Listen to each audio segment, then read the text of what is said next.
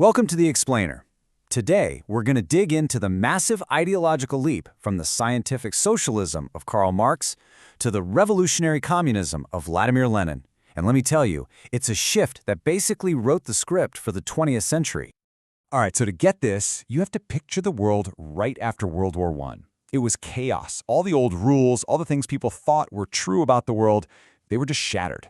And one huge Western idea, in particular, was suddenly on trial. You see, the big idea of the 19th century, what we call liberalism, was that society is all about protecting you, the rational, self-interested individual.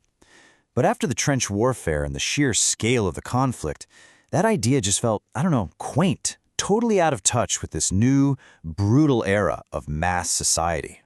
So with that old idea out the window, something had to fill the gap. And into that gap stepped two radical new ideologies. What's really wild is that both communism and fascism basically agreed on one thing. The individual is over. People, they argued, needed to be organized into big, powerful groups, either by social class, like the communists wanted, or by the nation, like the fascists believed. So why was this so incredibly appealing? Well, because these movements offered something that old-school liberalism was really struggling with, a real sense of belonging, a purpose that was bigger than just you and your own life.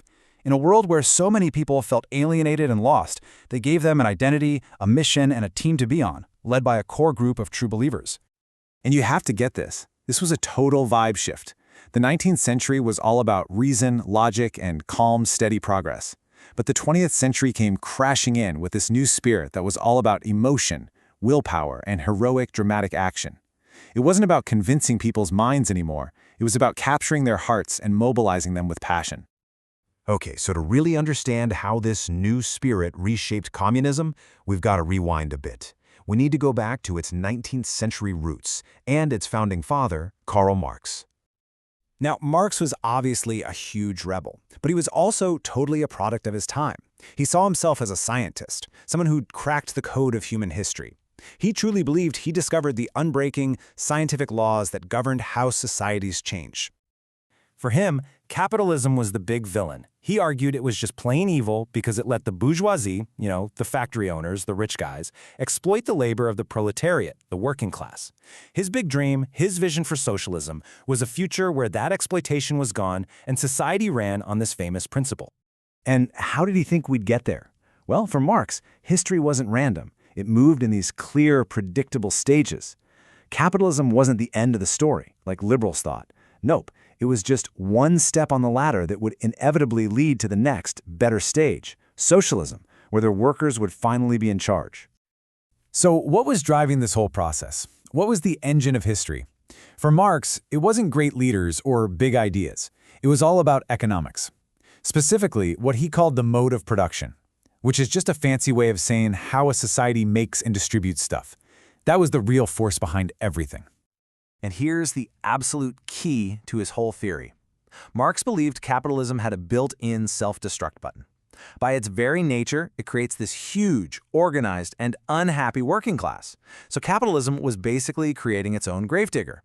He was certain that this economic tension would build and build until it automatically exploded into a political revolution. It was just a matter of time. Now, this all sounded pretty convincing when Marx was writing back in 1848.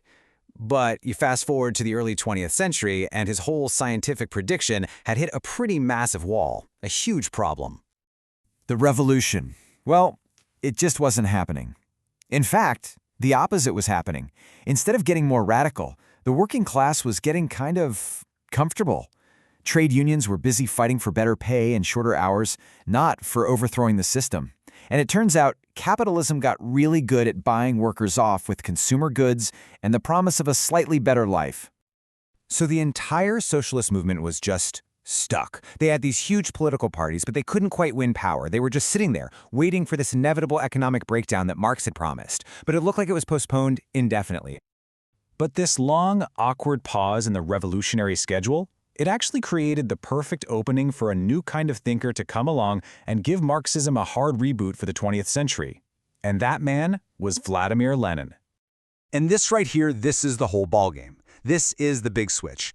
Lenin basically looked at Marx's 19th century faith in science and inevitability and he swapped it for the 20th century obsession with action and sheer willpower. He took the whole idea of predestination and replaced it with what you could call volunteerism. At its absolute core, Lenin's argument was just this: stop waiting. History isn't going to do the work for you. A revolution isn't something that just happens to you. It's something you have to go out and make happen through force, will, and organization. This was a total 180. Marx's model said you need an advanced economy first, and then the revolution follows. But that was a huge problem for a place like Russia, which was way behind economically. So what did Lenin do? He just flipped the script. He said, no, we seize political power first, and then we use the power of the state to drag the economy into the future. Now, to make this work, Lenin had to make some key updates to the theory. He championed volunteerism, the idea of forcing history's hand. He called for a vanguard party, which was basically an elite squad of professional hardcore revolutionaries to lead the charge. And, so important for Russia, he brought the peasants into the fold as a revolutionary force, a group Marx had pretty much written off. So this radical ideological shift created an incredibly powerful new political force. But it also leaves us with a really big question, one that honestly we are still dealing with today. When you boil it all down, Lenin's communism was so powerful because it was perfectly tuned to its time. It took the most attractive part of socialism, that deep promise of community and belonging, and it delivered it using the exciting, dynamic language of action and willpower that defined that post-war moment. And this all leaves us with a fundamental tension, doesn't it?